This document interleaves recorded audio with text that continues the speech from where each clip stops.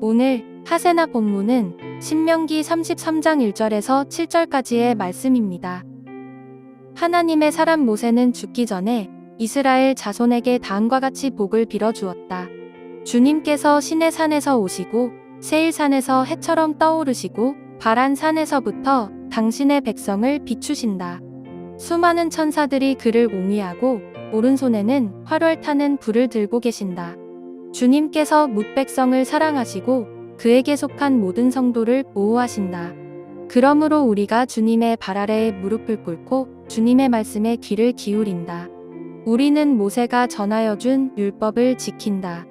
이 율법은 야곱의 자손이 가진 소유 가운데서 가장 으뜸가는 보물이다. 연합한 지파들이 모이고 백성의 지도자들이 모인 가운데서 주님께서 이스라엘의 왕이 되셨다. 르우벤은 비록 그 수는 적으나 잘 살게 하여 주십시오. 절대로 망하지 않게 하여 주십시오. 그가 유다를 두고서 이렇게 말하였다. 주님, 유다가 살려달라고 부르짖을 때에 들어 주십시오. 유다 지파가 다른 지파들과 다시 하나가 되게 하여 주십시오. 주님, 유다를 대신하여 싸워 주십시오. 그들의 원수를 치시어 그들을 도와 주십시오. 신명기 33장은 모세가 죽기 전에 이스라엘 백성들을 축복하는 내용입니다. 대다수 사람들은 축복받는 것을 좋아합니다. 교회를 다니지 않는 사람도 축복 기도를 해준다고 하면 거절하는 경우가 거의 없습니다.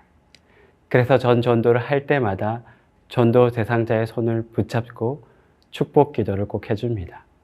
그런데 축복에서 가장 중요한 것은 축복의 내용이 아닙니다. 축복을 해주는 주체가 가장 중요합니다. 덕담을 들을 때 우리는 기분이 좋아지고 결혼의 축사를 들을 때도 행복한 미래를 상상합니다. 덕담도 축사도 분명히 좋은 것이죠. 하지만 그 주체는 사람입니다. 사람이 해주는 긍정적인 말은 우리의 기분을 좋게 하지만 그 삶의 근원을 바꾸는 힘은 없습니다. 하지만 하나님께서 해주시는 축복은 근원적으로 다릅니다. 오늘 모세는 하나님의 대리자로서 축복을 합니다. 즉, 하나님께서 모세를 통해서 12지파를 축복한 것이죠. 신명기 33장의 핵심은 하나님께서 12지파를 축복했다라는 것입니다. 사람이나 다른 이방신이나 그것이 아니라 여호와 하나님께서 축복을 했다라는 것이 중요합니다. 그래서 신명기 33장에서 가장 중요한 구절은 33장 2절 말씀입니다. 왜냐하면 신명기 33장 2절은 우리에게 축복하시는 하나님이 어떠한 분이신지 말씀하고 있기 때문입니다. 그분은 시내산에서 오시고 세일산에서 일어나시고 바란산에서 비추시는 분이라고 말씀합니다. 시내산, 세일산, 바란산은 광야의 여정 속에서 이스라엘 백성들이 하나님을 만났던 장소입니다.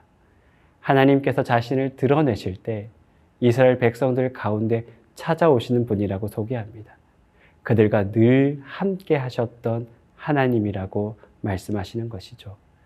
그래서 하나님께서는 자신을 1만 성도 가운데 강림하셨다고 말합니다. 즉 직접 찾아오셨다고 말씀합니다.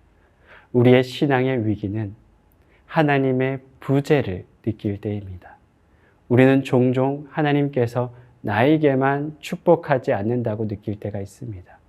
그것이 좀 더 심해지면 하나님이 정말 내 인생 가운데 계신 것이 맞는지 질문하게 됩니다. 그런 우리에게 하나님께서는 인생의 모든 축복이 하나님으로부터 온 것이라고 말씀하고 있습니다. 우리가 이 땅에서 누리는 모든 것들이 하나님으로부터 시작되지 않는 것이 없습니다.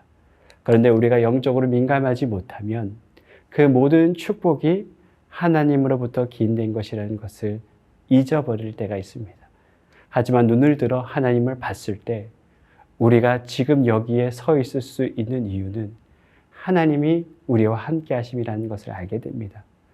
이스라엘 백성들에게는 하나님의 함께 하심의 축복이 있었습니다. 이 땅에 그 무엇보다 가장 큰 축복이 바로 그것이죠. 하나님께서 그들에게 강림하셨다고 말합니다. 즉 강렬하게 임했다고 말합니다. 누구도 부정할 수 없는 하나님의 임재를 경험한 것이죠.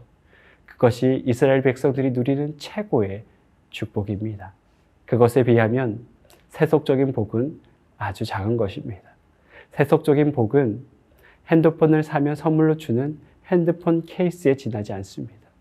그런데 우리가 신앙생활을 하다 보면 하나님 앞에 핸드폰 케이스가 별로라고 불평할 때가 있습니다. 이미 하나님께서 나에게 최고의 핸드폰을 주셨는데 왜 조금 더 좋은 케이스를 주시지 않냐고 따져 물을 때가 있습니다. 마찬가지입니다. 하나님께서는 우리와 함께 하심을 복을 주셨습니다. 그것에 비하면 세상의 그 모든 것은 작은 것에 지나지 않습니다. 여러분, 축복의 본질은 여호와 하나님이 우리의 하나님이 되셨고 또한 나의 하나님이 되셨다라는 겁니다. 그래서 하나님께서는 우리를 사랑하신다라는 증거로 말씀을 주십니다. 2절 말씀에 번쩍이는 불을 다른 사본에서는 불타는 율례라고 번역합니다. 즉 번쩍이는 불은 하나님의 말씀이죠. 우리는 하나님의 말씀을 읽을 때마다 여호와 하나님이 나의 하나님이라는 것을 깨닫게 됩니다. 여러분, 이 세상에 그것보다 더 큰 것은 없습니다. 사랑하는 성도 여러분, 우리는 이미 하나님의 축복 속에 살고 있다는 것을 기억하십시오. 내 삶의 모든 것이 하나님으로부터 왔습니다. 그리고 그 하나님이 여러분과 함께 하십니다. 오늘도 그 하나님과 함께 하심을 경험하며 살아가는 성도들이 되기를 소원합니다. 오늘의 하시조는 일회용 비닐 사용을 제한하고 에코백과 장바구니를 사용하는 것입니다. 환경 문제 해결을 위한 작은 실천이 나와 이웃 그리고 지역을 살리는 첫걸음이 됩니다.